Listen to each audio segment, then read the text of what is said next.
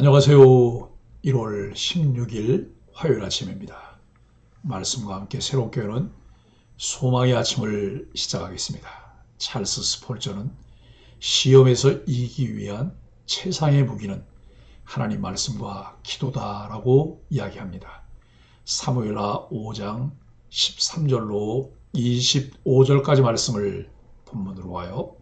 묻고 순종하는 삶이 기도의 삶이라고 하는 주제로 함께 은혜를 나누기를 원합니다. 승리는 기도하는 사람에게 주어지는 몫입니다. 그러나 기도는 요술방망이나 주문이 아닙니다. 기도는 내 생각이나 나의 야망을 관철시키는 수단도 아닙니다. 기도는 하나님과의 인격적인 관계에서 묻고 그 다음에 순종하는 삶을 전제합니다. 기도는 예수 그리스도를 주로 믿고 하나님의 자녀가 된 그리스도인에게 주신 최고의 선물입니다. 다윗이 이스라엘 왕이 되자 블레셋이 쳐들어옵니다. 다윗은 위기 상황에서 하나님께 기도에 승리합니다. 블레셋은 포기하지 않고 재차 이스라엘을 공격합니다. 이에 다윗은 같은 장소에 같은 방식으로 쳐들어오는 블레셋을 보며 이전과 똑같이 대응하지 않고 다시 하나님께 기도합니다. 다윗의 기도는 다윗과 블레셋의 전쟁을 하나님과 블레셋의 전쟁으로 바꿉니다. 기도하면 하나님이 대신 싸우십니다. 다양한 통신 시스템 개발에 기여하게 된 정보통신 과학자는 통신 시스템의 원리가 신앙생활과 매우 유사하다는 생각을 이야기합니다. 통신이란 원래 사람과 사람이 의사소통하는 것을 의미하지만 공학적으로는 신호원에서 공간적으로 떨어져 있는 목적지로 정보를 전달하는 일련의 과정이라고 정의합니다. 통신이 원활히 이루어지도록 정보원과 목적지 사이에서 정보 링크를 제공해주는 장치가 바로 통신 시스템입니다. 오류 없이 정보를 잘 전달하기 위해 통신 시스템의 송신기와 수신기 간에는 매우 정밀한 과정과 엄격한 규칙이 약속되어 있습니다. 이러한 규칙은 기도 시스템에도 그대로 적용될 수 있습니다. 하나님은 은혜와 간구의 영으로서 성령을 우리에게 보내주셨습니다. 또한 성령을 통해 진리의 말씀을 깨닫게 하시고 우리에게 하나님의 뜻을 전달하십니다. 그래서 우리는 기도할 때 반드시 성령의 도우심을 얻어야 합니다.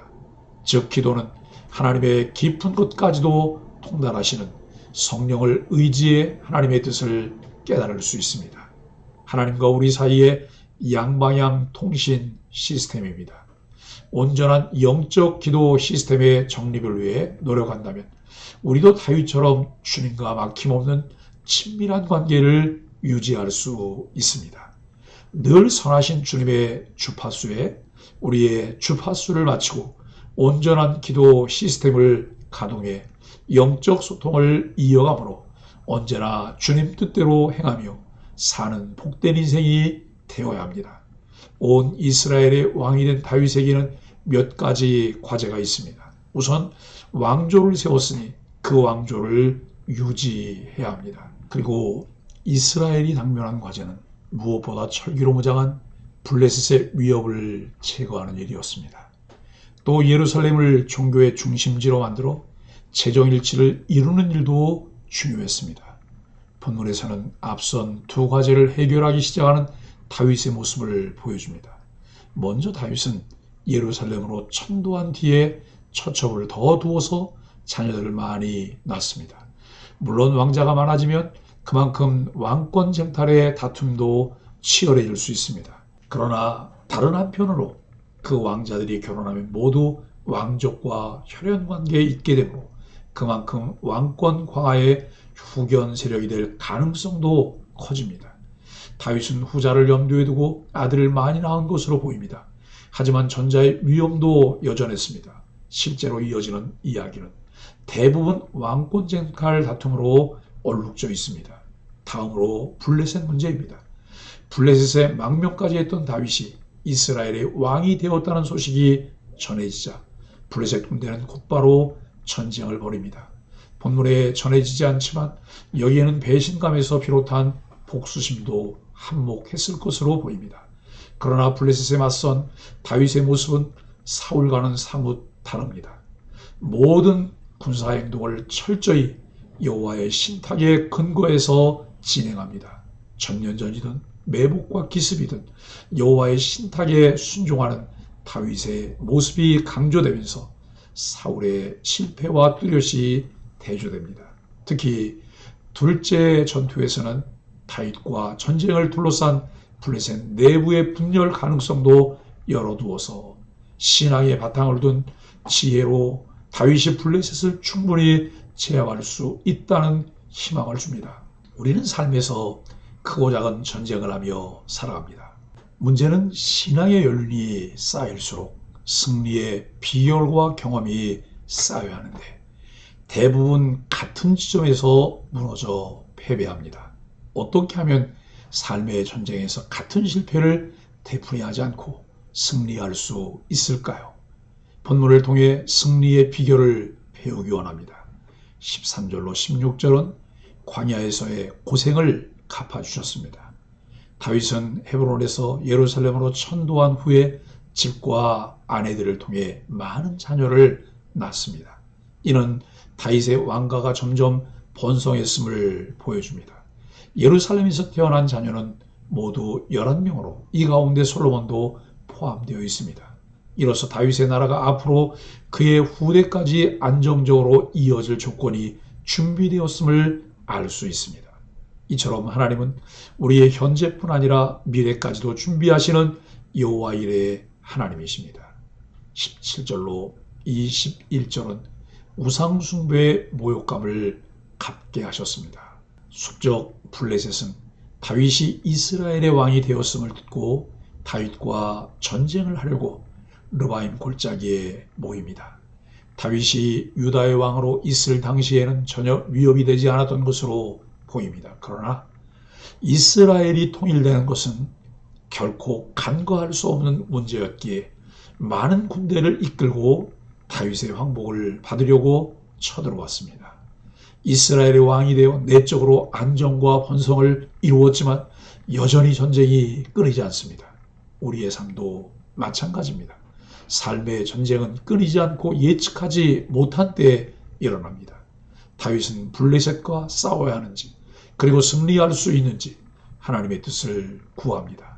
사울은 자신의 전략과 군대의 강성함으로 싸웠지만 다윗은 먼저 하나님의 뜻을 구했습니다. 이스라엘의 주권이 오직 하나님께 있다는 것을 인정한 다윗의 하나님 중심적인 태도입니다.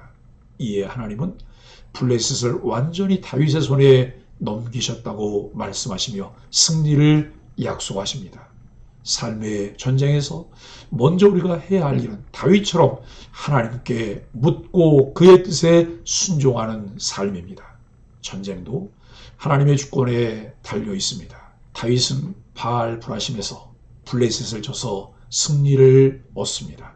그리고 블레셋 군대를 물을 흩트는 것처럼 수월하게 이겼다고 감사의 고백을 하며 후에 그곳의 이름을 바알 브라심, 즉 흩으시는 주라고 하는 뜻으로 부르게 합니다. 다윗이 믿고 고백한 하나님은 그 어떤 강한 군대라도 그저 물처럼 흩으시는 분이기에 그는 순종함으로 나아가 담대히 승리할 수 있었습니다. 우리의 힘으로 맞서면 세상은 너무나 크고 위협적입니다. 하지만 하나님의 힘을 의지하면 대적들은 흐르는 물같이 사라질 것입니다. 22절로 25절은 진정한 왕이 되어주셨습니다.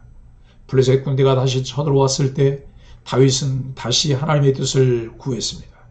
그리고 다시 하나님의 지시에 순종하여 승리했습니다. 사울에게는 철저히 침묵하셨던 하나님이 다윗에게는 친히 전쟁의 전술까지 알려주셨습니다. 또 다윗의 전쟁이 곧 하나님의 전쟁임을 말씀하셨습니다.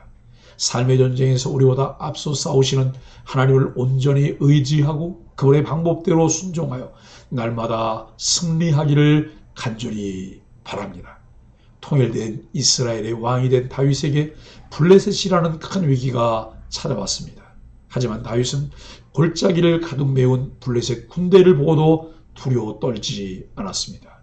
승리의 비결이 있었기 때문입니다.